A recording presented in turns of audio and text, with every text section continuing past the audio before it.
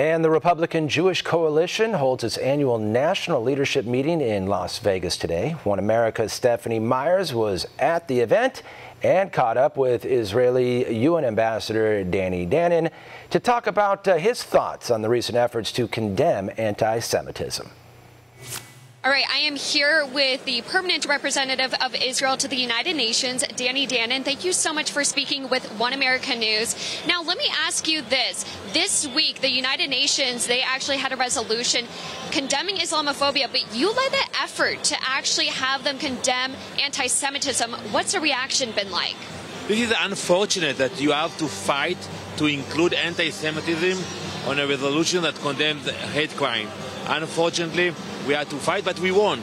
We got a different language, and the UN adopted a resolution which condemns Islamophobia, anti-Semitism, and all forms of hate crime. But it showed the hypocrisy of some of the member states, including Turkey, who tried to pass a resolution without including anti-Semitism.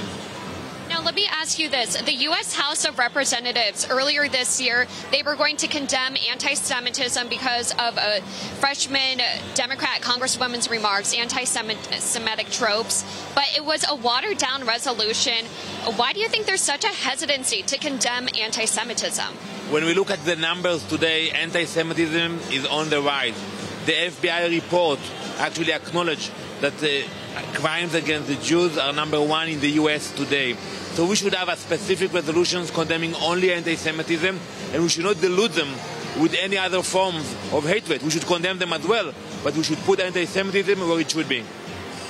How do you feel about President Trump's policies? He recently declared Israel's sovereignty over the Golan Heights. Do you think that could potentially be a conflict when Syria has a more stable government? On the contrary, I think it is a reality check.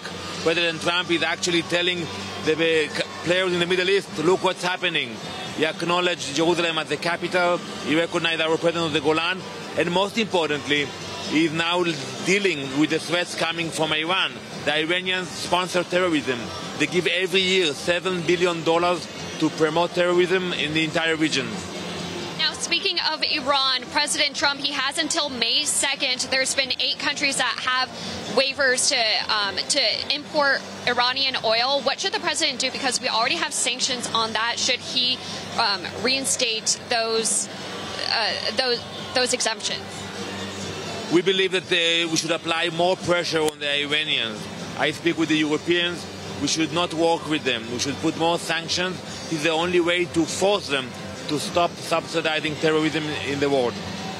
That's right. And President Trump, he broke away from the Iran nuclear deal. Now, there's been a lot of talk about this Middle East peace plan, Jared Kushner's Middle East peace plan.